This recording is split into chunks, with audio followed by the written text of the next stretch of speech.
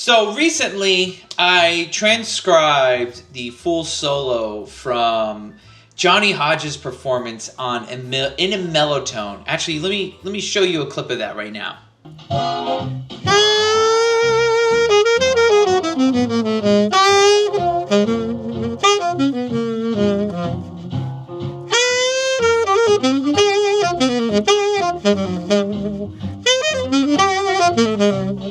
So in today's video, short essay, I want to talk about why I like transcribing full solos. Very rarely do I ever transcribe just a snippet of a solo. I mean, it depends on the solo, right? If you have John Coltrane and you have like 20 choruses, that is quite a gargantuan thing to take on. But right now, I'm in the mood and studying Johnny Hodges, and a lot of times his solos are 1-2 choruses max. And the reason why I like transcribing these 1 chorus solos from beginning to end, it really teaches you how to, not just teach you, but you get to understand how this artist decides to flow through the tune. I've transcribed a couple of Johnny Hodges solos recently. So recently being In a Mellow Tone, then his solo on All God's Children Got Rhythm, and I also transcribed his full solo on the Sunny Side of the Street. And you start noticing how the soloists take certain A sections or thematic ideas and how they transform those ideas throughout the solo.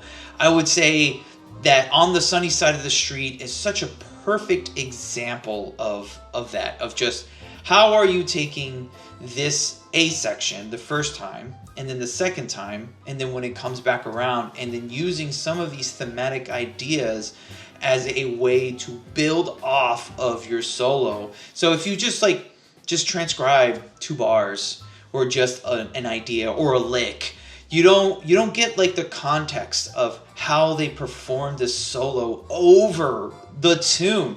And so that's one of the main reasons why I really enjoy transcribing a full solo, especially if it's only 1 chorus, because it forces the artist to really think about and really perform that solo in as succinct, clarity as possible.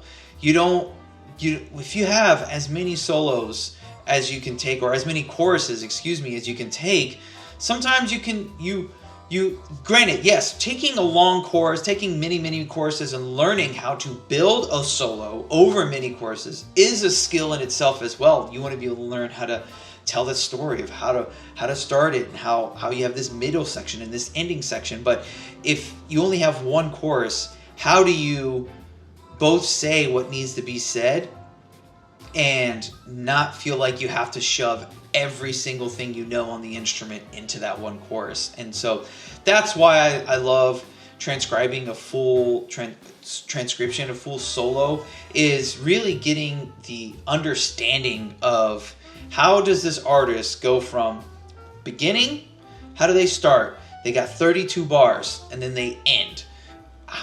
What ideas do they use? How do they move through the solo? How do they capture this moment that they have?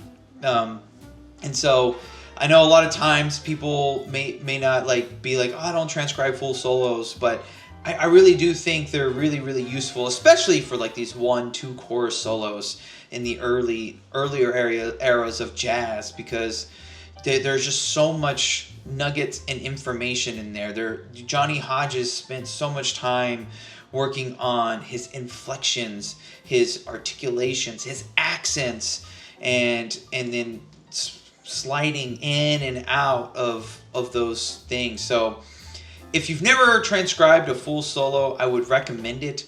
I know sometimes people have differing opinions.